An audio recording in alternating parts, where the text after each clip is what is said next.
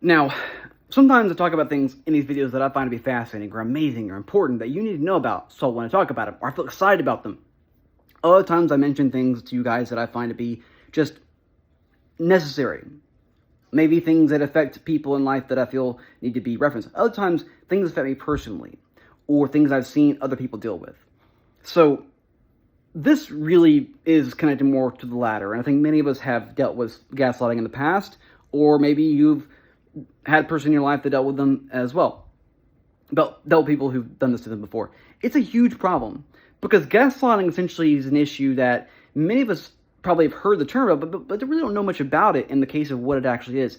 And there are things about it in the world of abuse that ultimately I think need to be addressed. Now, where does this term come from? You might be wondering. It actually comes from a play written by Patrick Hamilton back in the 1930s. The play went on around 1938 or 39. It's called Gaslight. I know, crazy, right? And it ended up becoming such a big success that it spawned a few movies in the 40s. And the 40s really, when the movies came out, the term became a reality in the psychological community, especially in the world of abuse. But it didn't become a huge thing until later on, especially in the 2000s when social media came out. And when that popped up, everyone started referencing different things like this. Social media, internet, great for a lot of things, help you get a lot of great information, but a lot of times it can also breed a lot of misinformation or fake crap. And so I want to talk about what gaslighting really is and really that term and where it comes from. So essentially, we talked about being from a play. In that play, a woman, the protagonist of the play, is being manipulated by her husband, who is slowly changing things around in her life that she sees in a small way initially. It's something small, not a big deal, but slowly he uses things in a bit more elaborate ways. But he has to start small, so she sees the reality changing around her, but doesn't really, after she notices him being problematic or being off, she notices this and mentions it, but he just tells her, yeah, you're just seeing things. There's nothing, this has always been that way. And so he does all this sort of stuff to see how far he can go, essentially. And one thing he does, which is where the term comes from, is he turns a gaslight in their home down.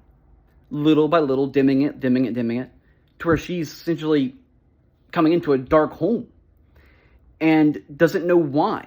That she feels this way because he's saying nothing ever changed, but yet I'm in darkness here. What happened? Her reality is being changed. She is being manipulated by a man who's a piece of shit. Because of this situation, that became a term, attached psychological stuff, and is now, today we know, a form of emotional abuse to do to somebody, where you're trying to make them the enemy. Normally, narcissists will use this, but there are times where people use this who have been abused. People who have dealt with this before and don't know really how to go about getting away. Sometimes they do things, the same thing their abuser did to them. This is called reactive abuse. But it's connected to gaslighting because essentially they're one and the same. See, gaslighting is the same thing we talked about previously, but reactive abuse is using things that someone else did to you because you are now in that reality that you believe is right to be in. So you were so manipulated in your life that you feel this is the only way to respond to people who do this stuff to you. So you've never been able to get away from the psychological trauma that you were in. So even though that person is no longer in your life that abused you, you are still so connected to the abuse that happened to you that anything that happens in your life that requires a reaction, you then automatically default back to the abused state. So you fight somebody or go after somebody or do things to them that your abuser did to you, which tends to be oftentimes, more than not, more mental abuse than actual physical abuse. And typically, the biggest tool everyone uses that do the reactive abuse is gaslighting.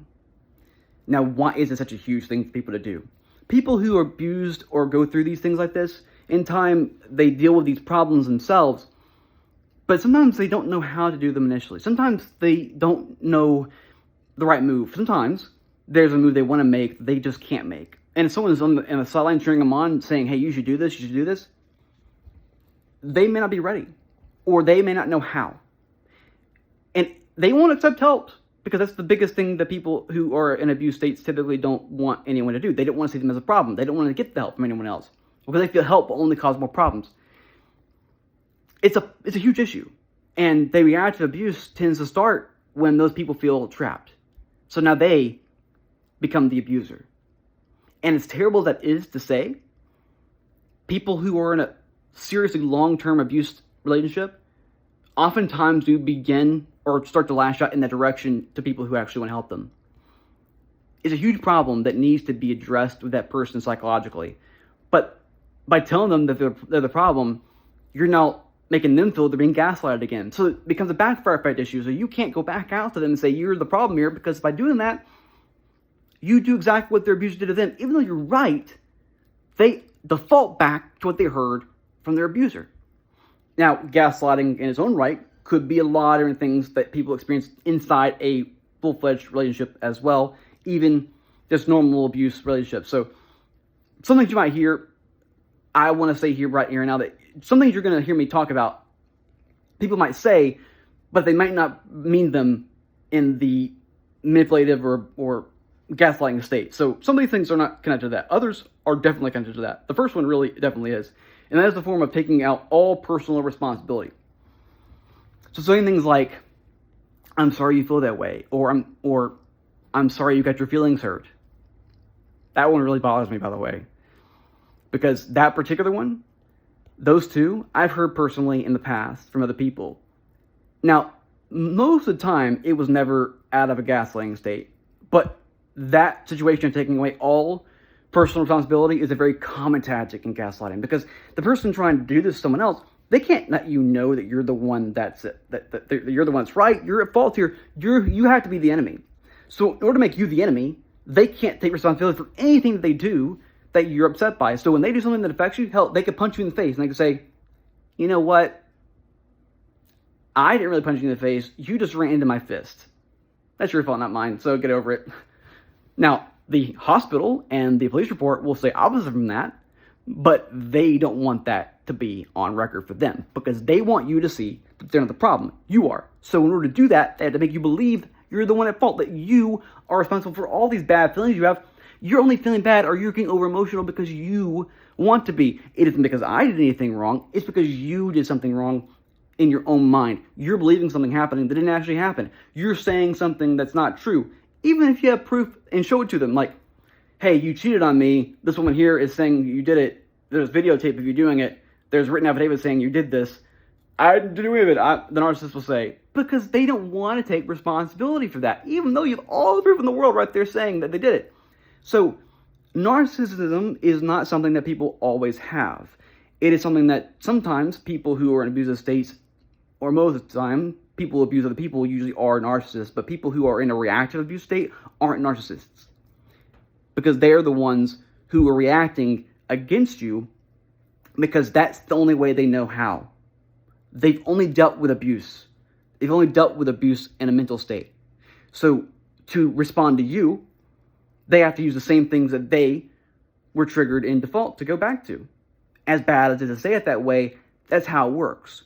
As sad as that is, it happens to be a very common thing for people who come out of abuse situations. But people who are inside of them, who deal with this all the time as well, their reality is slowly changing around them.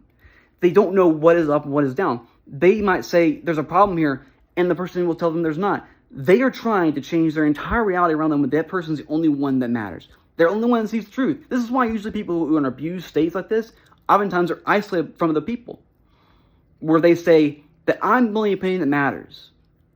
As the abuser, I want you to see me as your God. No one else matters. So what I say is reality. You have a problem. You need to seek help for this problem. I didn't do anything to you. You just did this yourself. But you can't see that. So they'll make you see that over time, slowly but surely.